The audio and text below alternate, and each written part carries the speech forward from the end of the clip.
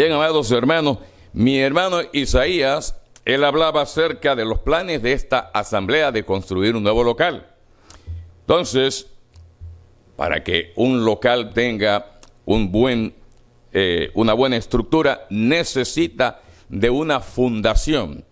Una de mis hijas, la mayor, siguió la línea de mi padre. Mi padre era ingeniero civil. Y mi niña, desde que tenía como 8 años, me dijo, yo quiero ser como mi abuelo. Bueno, pues mi hija es ingeniera civil y ella trabaja en lo que se llama fundación, es decir, los fundamentos, pero tiene que ver con esas torres que ustedes ven de energía eléctrica.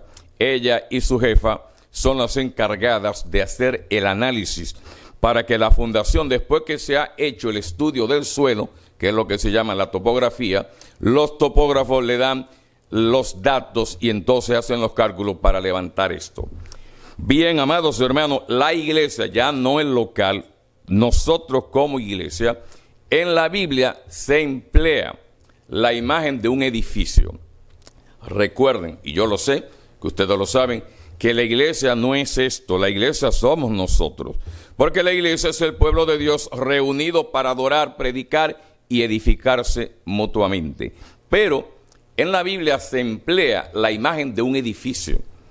Por ejemplo, el apóstol Pablo lo dice en 1 Corintios capítulo 3 y vuelve y utiliza la misma imagen en Efesios capítulo 2, ese edificio que se va construyendo. En unas ocasiones Pablo habla de que nadie puede poner otro fundamento, el cual es Jesucristo. Los agarré, tienen que prestar atención porque me gusta esto. Jesucristo mismo. Y dice también en Efesios capítulo 2, y cambia la imagen. Ahora habla de que la iglesia está establecida sobre el fundamento de los profetas y apóstoles, siendo Jesucristo mismo la principal piedra del ángulo. ¿Qué quiero decir con eso? Simple y llanamente que Él cambia la metáfora, la imagen. Y yo en esa mañana quiero precisamente referirme a otro pasaje donde yo encuentro que Él nos da las bases de una iglesia a la manera de Dios.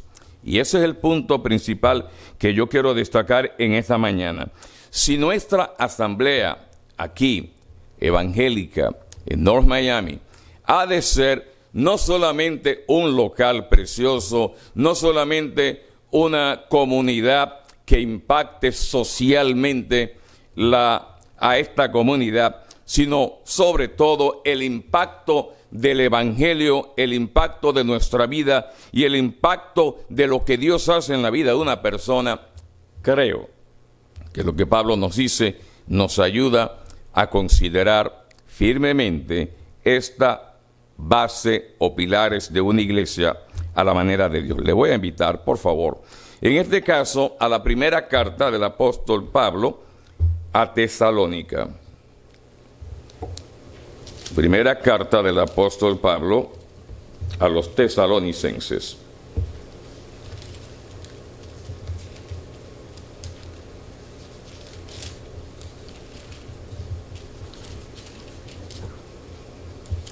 Y en esta ocasión solamente leeremos el verso primero. Primera carta del apóstol Pablo a los tesalonicenses. Dice el verso primero: Pablo, Silvano y Timoteo, a la iglesia de los tesalonicenses en Dios Padre y en el Señor Jesucristo. Gracia y paz sean a vosotros de Dios nuestro Padre y del Señor Jesucristo. Padre amado, Dios de la gloria, te bendecimos, Señor, por el privilegio que nos diste de recordar tu muerte y resurrección. Elementos tan sencillos como un pedazo de pan y un poco de vino traen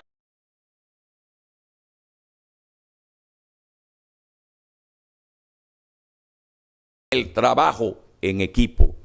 Mis hermanas queridas, valora el trabajo de tus hermanas.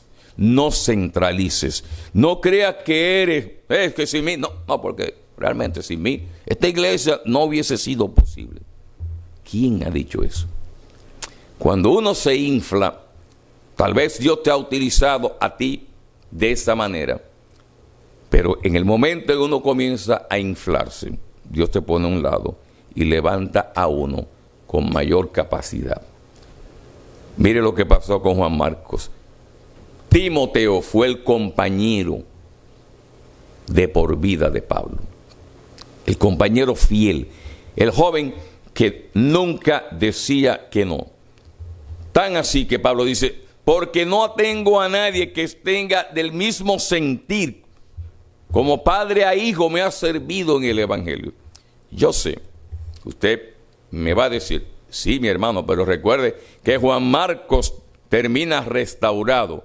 1 Pedro capítulo 5, cierto.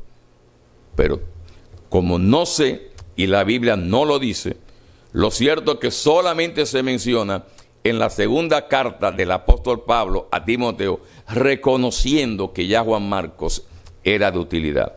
Que yo intuyo, probablemente pasaron años que se perdieron hasta que finalmente tomó el carril del servicio. Gracias a Dios que lo hizo. Primer punto, una iglesia a la manera de Dios cuenta, descansa por un trabajo en equipo. En segundo lugar, una iglesia a la manera de Dios cumple su rol en una localidad específica. Una iglesia a la manera de Dios cumple su rol en una localidad específica. Por eso hablamos de iglesias locales. Dice Pablo, Silvano y Timoteo, a la iglesia de los tesalonicenses.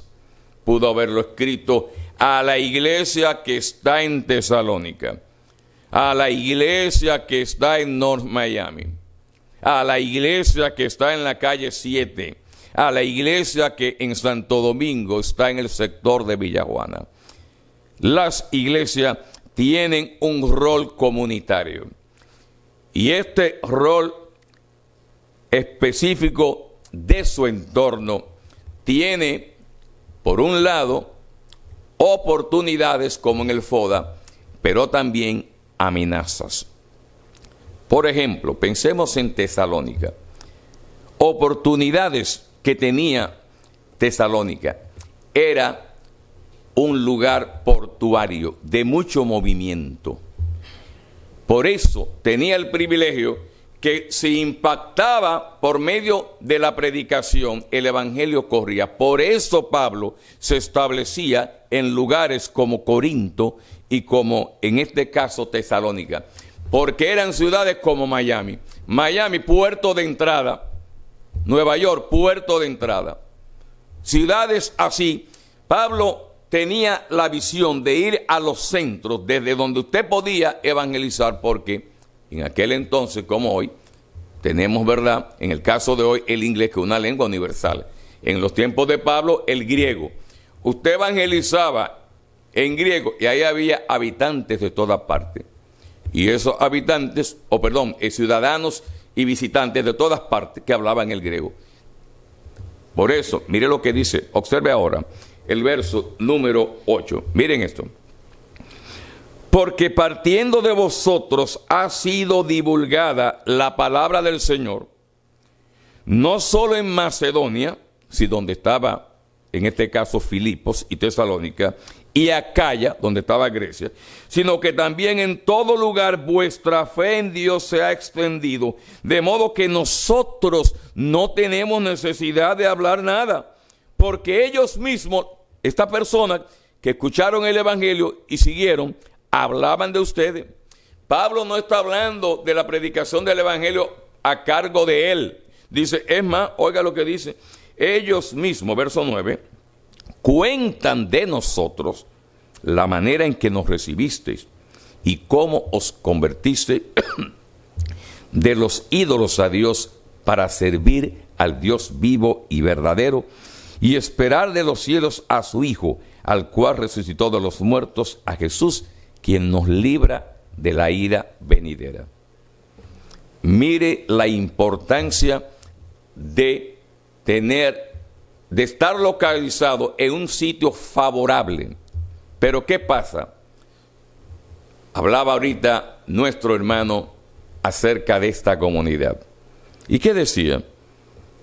Tenemos única iglesia hispana, una zona, dice, de muy bajos recursos. Eso sería como dicen en mercadeo, aunque no me gusta la palabra mercadeo aplicada al evangelio, por supuesto, pero eso sería como mi target. Y eso es una realidad que cada iglesia tiene que conocer. Por eso, si predico en una iglesia muy diferente a la mía, no pongo ejemplos, atribuimos. Todos de una u otra, aún hasta la hermana anciana que había que traerla con delicadeza, pero esa hermana, tú no sabías que ella estaba orando constantemente por ustedes. Porque a veces creemos que los que estamos a la vista pública, no, somos los únicos, no. Hay hermanos y hermanas que yo le llamo hermanos y hermanas anónimos, que usted no sabe la gran obra que ellos han estado realizando. Tengo otras hermanas, pero pienso en una que ya está en la presencia del Señor. Y ella, a Dios las gracias, siempre me decía: mi hermano Fernando, siempre oro por usted. ¡Qué bendición! ¡Qué gozo! ¡Qué alegría saber que mi hermana me llevaba en oración! Y a Dios las gracias, para que me librara, para que no me enalteciera, para que no fuera a hacer lo indebido. Gracias a Dios por esa hermana y otras que yo sé que oran por mí. Mi hermana, mi hermano, tal vez se considera como incapacitado para algo. No, mi hermano. Todos somos útiles en la obra de Dios. Sin embargo, no somos tan útiles o imprescindibles que nos creamos que si no es por nosotros, no, si no es por mí, mira, este programa ahora de Navidad, oye, hubiera sido un tollo. No, mi hermano. La obra es de Dios y tenemos que meternos eso en la cabeza. No podemos imponerle a la iglesia. No podemos ponernos en contra de una decisión que se ve que no es la saludable. Por ello, la iglesia nace por obra de Dios. Yo recuerdo, y sigo poniendo ejemplos para que usted vea, hace muchos años, un joven predicador, óigame, era una cosa increíble. Él predicaba en un sitio, 30 se convertían, predicaba en otro, 40. Pero lo que me llamaba la atención, y yo era un joven, era que él lo pregonaba y lo iba anotando. Mire, hermano, fui a la costa norte, se convirtieron tanto, y tanto en tal sitio, y tanto. En una de ellas que visité, después le pregunté a uno de los jóvenes, que es muy amigo mío, de aquella campaña donde predicó el hermano tal, dice, ni uno quedó al mes. ¿Sabe qué es eso? Madera, heno, hojarasca. Se lo llevó el viento. No eran conversiones reales. ¿Usted entiende lo que le quiero decir? La obra es de Dios. Yo no puedo hacerme creer que soy el dueño de la iglesia, aunque Dios me haya utilizado como fundador o aunque haya sido la persona que Dios me dio los recursos para apoyar más a la iglesia para la construcción. No. Dichoso tú si fuiste utilizado de una o de otra manera. Finalmente, no solamente la iglesia es creada por Dios y Cristo, sino que es sustentada por Dios y Cristo. Dice el apóstol Pablo, gracia y paz sean a vosotros. Al ser esta la primera carta, Pablo estableció el patrón de lo que iba a ser el saludo de una carta cristiana, de una epístola. Gracia y paz Solamente en la de Timoteo habla gracia, paz y misericordia. Gracia y paz. Gracia en este contexto no es la gracia salvadora, sino la gracia que nos sostiene. La gracia que hace posible que yo pueda desempeñar mi predicación. Que hace posible que cuando mi hermana canta, uno se sienta edificado. Que uno sienta que está en la gloria de Dios por el impacto con que Dios la utiliza para alabar su nombre. Eso es la gracia de Dios. Gracia de Dios como esta iglesia, que una de las amenazas era la gran cantidad de judíos rebeldes y opositores que los persiguieron grandemente. Léala para que usted vea y se va a dar cuenta que habla de esto. Así que la palabra gracia para ellos tenía que ver perseverar, mantenerse. Y yo quiero decirle a mis amados hermanos que al ritmo como va el mundo, preparémonos para recibir más gracia, porque la oposición, el acoso, la enemistad, la hostilidad seguirá en aumento. Sí, mi hermano, esa es una realidad. Nunca me imaginé que esto iba a llegar tan rápido y que lo iba a ver en mi vida. Cuando era joven, yo me imaginaba esto, pero es una realidad. En segundo lugar, gracia y paz. De nuevo, no es la paz salvadora, no.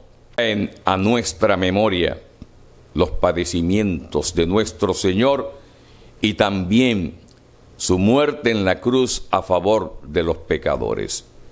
Gracias también, Señor, porque al tercer día resucitó para nuestra justificación, porque de nada hubiera sido el Evangelio si Cristo no hubiera resucitado. Gracias también te damos por el privilegio de poder congregarnos y también los hermanos que nos pueden seguir a través de la pantalla del Zoom. Bendice a esta asamblea, bendice a sus pastores, a sus miembros y los proyectos y trabajos que tienen por delante. Y ahora bendice tu palabra. Danos la gracia de recibir palabra de Dios por el privilegio que das a tu siervo, por Jesucristo. Amén, amén. Bien, amados hermanos, usualmente cuando leemos una carta pasamos por alto los encabezados. Parece ser un saludo común y corriente. Pablo, Silvano y Timoteo, saludos, punto. Y entramos de lleno. Pero los inicios de la carta tienen un elemento importante porque destacan lo que luego el apóstol, en este caso, desarrolla más adelante. Si ustedes leen de una sentada, porque se puede leer de una sentada, si yo le pusiera un tema a la primera carta a los tesalonicenses, la titularía Una iglesia ejemplar a la manera de Dios. Eso resume, en nuestra humilde opinión, lo que la carta presenta de esta iglesia. Y esta iglesia, o esta carta, perdón, tiene una particularidad, o dos. En primer lugar, es la primera carta que Pablo escribe, cronológicamente. Primera carta de Pablo. Y en segundo lugar, es la carta más fresca. Como ustedes recordarán, en Hechos capítulo 17, ahí está la fundación de la iglesia en Tesalónica. Y Pablo tiene que durar poco tiempo porque los judíos levantaron una turba y los hermanos tuvieron que llevar a Pablo para que se embarcara rumbo a Atenas. Pablo, desesperado por saber la situación de la iglesia, escribe inmediatamente esta carta y la envía con Timoteo. Ese es el contexto. Si leen los 3 primeros capítulos se van a dar cuenta que es la narrativa de eso que Pablo recuerda que sucedió precisamente en Tesalónica. Pero En este inicio, en este texto primario, en esta presentación o salutación, como también se le llama, yo encuentro que hay tres pilares sobre los que descansa una iglesia a la manera de Dios. En primer lugar, una iglesia a la manera de Dios descansa en un trabajo en equipo. Una iglesia a la manera de Dios cuenta con un equipo de trabajo, descansa en el trabajo que hacen todos. No es fortuito, no es al azar que la carta comience diciendo Pablo, Silvano y Timoteo. Parece algo elemental, porque ellos fueron los que llevaron el evangelio a Tesalónica. Pero lo importante de este pasaje es que es el único pasaje donde aparecen tres nombres formando parte de la salutación.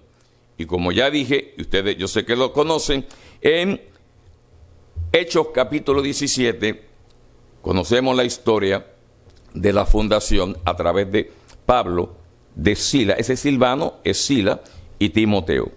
¿Qué quiere decirnos el apóstol Pablo? Cuando usted sigue leyendo, Pablo destaca la labor de sus compañeros junto al trabajo que él hizo. Pablo resalta, por un lado, ese trabajo mancomunado entre ellos. Y eso es porque más adelante en la carta, Pablo apela precisamente al apoyo mutuo entre todos los miembros de la iglesia para que trabajen mancomunadamente en ese proyecto común divino que es la iglesia. Pablo, Silvano y Timoteo, a la iglesia de los tesalonicenses. Esta observación tiene enormes implicaciones para el trabajo de la iglesia. En ocasiones Pablo emplea la figura del cuerpo de Cristo. La iglesia es como el cuerpo místico de Cristo.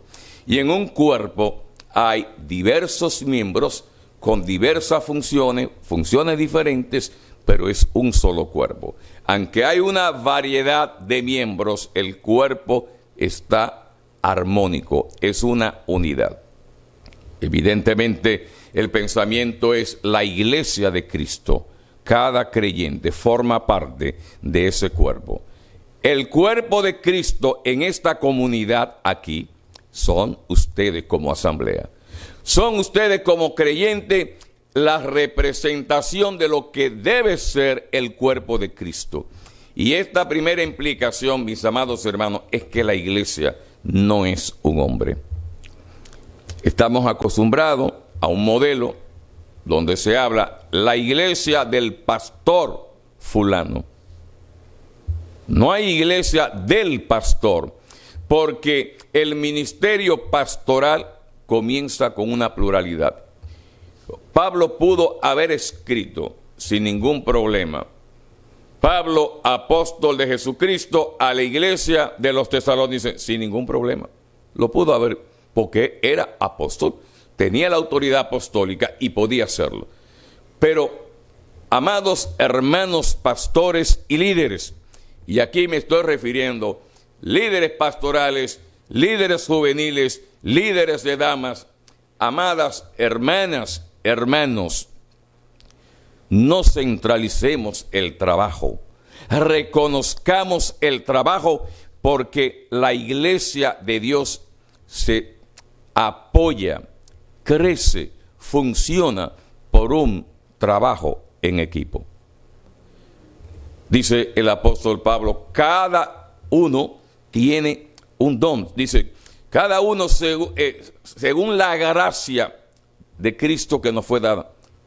No, esto es Pedro, perdón. Dice, ministrelo a los demás como buenos administradores de la gracia, multiforme gracia de Dios.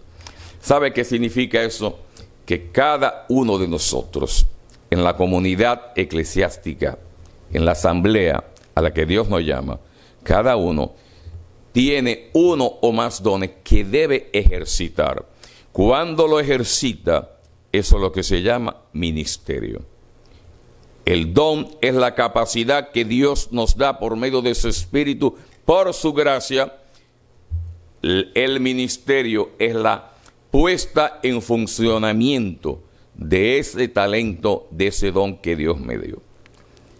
No concentremos los ministerios. Pero, en segundo lugar, la segunda implicación tiene que ver con mi responsabilidad personal.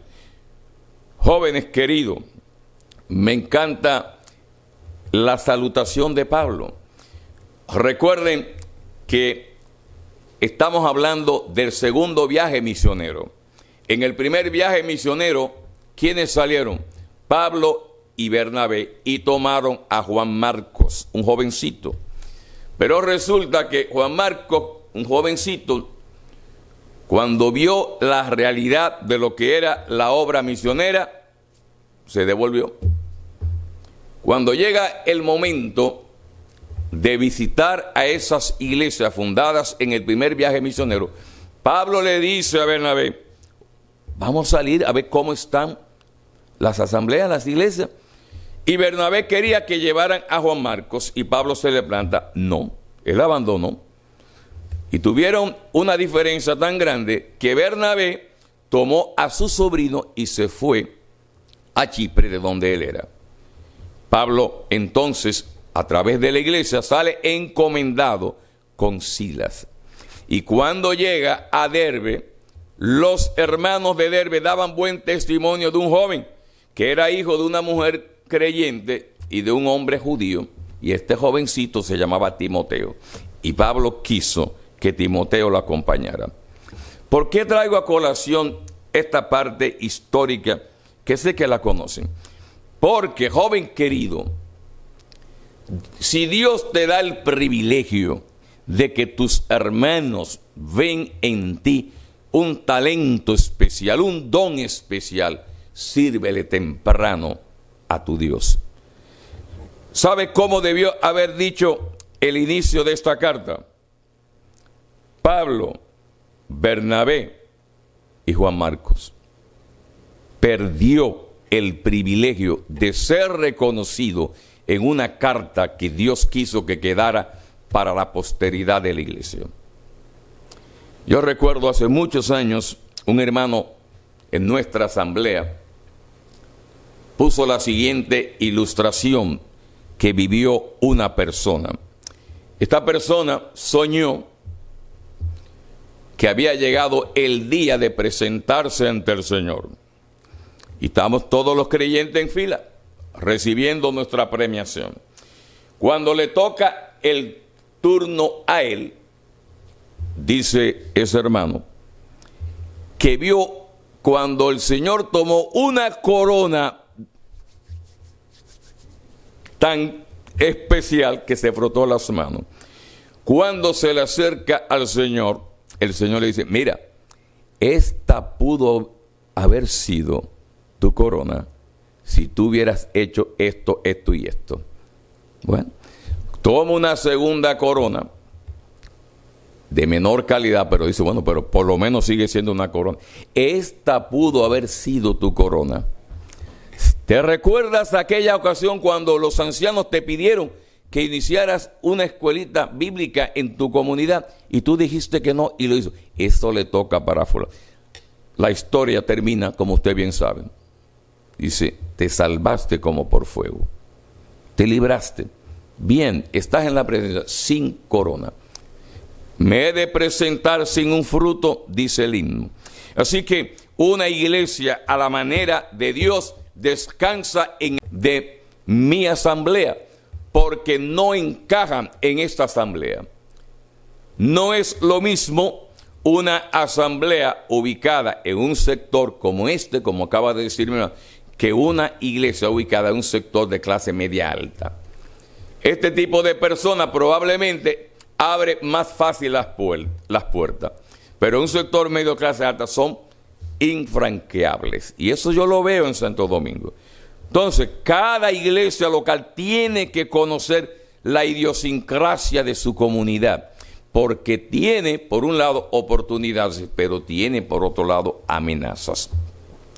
Por ejemplo, es más común, pero no exclusivamente, que la delincuencia sea mayor en los sectores de bajos estratos Y esa realidad tiene que conocer la iglesia que está en ese lugar. Eso es así. Yo recuerdo, yo tenía años que yo no iba a una iglesia en Santo Domingo y me invitaron. Y el hermano me dijo, no se preocupe que lo vamos a ir a buscar. Bueno, estoy en mi casa. Mis hermanos, cuando entramos al sector de ellos, yo digo, óigame, gloria a Dios que hay hermanos que están aquí. Porque mire, Dios tiene que enviarme un ángel del cielo para decirme, ve y predica ahí. Óigame, es una cosa increíble. Sí, yo estoy en el vehículo y yo es mirando para todos los lados. Y el hermano me dice, una vez lleguemos a la iglesia, entra inmediatamente, óigame. Recientemente voy a otra iglesia, esto fue hace el mes pasado, y en esa calle, como a 3 bloques, viven los suegros que teníamos tiempo por razones de la pandemia que no iban. Cuando terminé de predicar, le dije, hermano, yo voy ahora allá donde los suegros. ¿A dónde? Ni de aquí a la esquina. Llévalo. Realidades. Cada iglesia tiene que conocer la idiosincrasia del sector donde vive.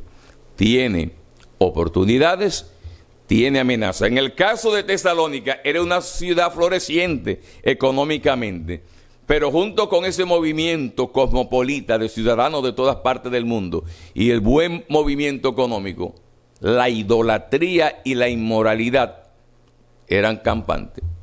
Por eso Pablo, oigan esto, el primer mandato, la primera exhortación de Pablo, vaya capítulo 4, mire lo que le dice, lo primero que le dice, capítulo 4, dice, verso 2, porque ya sabéis qué instrucciones os dimos por el Señor Jesús, pues la voluntad de Dios es vuestra santificación, que os apartéis de fornicación. ¿Por qué lo menciona de primero? Porque esa era la realidad de la que ellos salieron.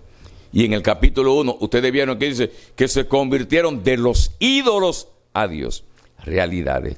Esta asamblea en esta gran ciudad tiene oportunidades. ¡Qué bendición! Que están como asamblea hispana, que pueden alcanzar hispanos. Eso es así. Hubiera sido una iglesia americana, se les hace más difícil. Por no decir, hay una barrera lingüística y cultural. Pero son realidades. De modo que, resumiendo, estamos aquí ante una iglesia que se sostiene en unas bases que la hacen una iglesia a la manera de Dios.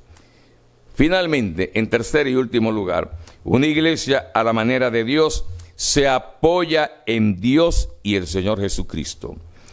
De nuevo, tomamos el texto, verso 1. Pablo, Silvano y Timoteo, a la iglesia de los tesalonicenses en Dios Padre y en el Señor Jesucristo. Gracia y paz sean a vosotros, de Dios nuestro Padre y del Señor Jesucristo. De este pensamiento se derivan 2 implicaciones. En primer lugar, la iglesia existe por la obra de Dios y de Cristo. He oído, porque lo he conversado, los inicios de ustedes en esta comunidad. 2, 3, 4 hermanos en una casa. Hoy tienen esta comunidad. Probablemente algunos tuvieron mayor desempeño, mayor trabajo, y ustedes los reconocen como uno de los fundadores de esta iglesia, y eso es correcto. Pablo habla de él como el fundador de la iglesia en Corinto. Dice, si para otros no lo soy, para ustedes yo sí lo soy, porque yo los engendré a ustedes por el evangelio. Y Dios le utilizó hombres y mujeres para ir formando esta asamblea, y luego fueron agregándose otros y otras hermanos y hermanas. Y hoy tenemos una iglesia como la que en esta mañana a la que estamos predicando. Sí, todos de una u otra manera tiene que ver con la palabra como lo entiende el judío, el shalom, ¿verdad? Que todos hemos conocido. El judío saluda shalom. Pero shalom no es paz de tranquilidad interior, significa todo el bien que Dios te pueda dar. Cuando un judío saluda a otro shalom, es te deseo el mayor bien y todo el bien que Dios te pueda dar. De modo que gracia y paz resumen todo lo que Dios puede hacer para sostenernos y bendecirnos como iglesia. Y lo necesitamos. Cuando la iglesia florece, cuando la iglesia crece, cuando vemos niños que van creciendo, como el ejemplo que puse de mi hermano Joan, ¡qué bendición! Que cuando vemos los matrimonios, la unidad matrimonial, cuando vienen familias completas al Evangelio y vienen juntos a adorar a Dios, eso es una gran bendición. Termino diciendo, hay unas bases para que una iglesia se sostenga, crezca y funcione a la manera de Dios. Ciertamente, la base, la fundación principal, Pablo lo dijo, nadie puede poner otro fundamento que el que está puesto, el cual es Jesucristo mismo. Sí, y podemos sobreedificar, pero dice Pablo, pero cada uno mire cómo sobreedifica. Pero junto a esto, a medida que avanza el desarrollo de esta metáfora del edificio y la fundación, aparecen otras bases, como por ejemplo, trabajar unido como un cuerpo. Una iglesia a la manera de Dios que funciona, trabaja por medio de un equipo. Una iglesia que sabe bien dónde Dios la colocó, sabe bien su responsabilidad primaria. Con esto, que debía haberlo dicho antes, no quiere decir que la iglesia se limite únicamente ahí, porque sabemos que empezamos con nuestra Jerusalén, en Judea, en Samaria y la visión misionera hasta lo último de la tierra. Pero yo no puedo pensar en una obra misionera fuera de mi localidad si yo no he evangelizado y he hecho mi trabajo en mi Jerusalén. ¿Verdad que no? No puedo pensar en ayudar a la familia de mi vecino si mi familia yo la he descuidado y no la he trabajado. Pues es la misma idea. Y por último, no olviden que la base principal descansa en la obra de Dios y de Cristo. Que Dios les bendiga.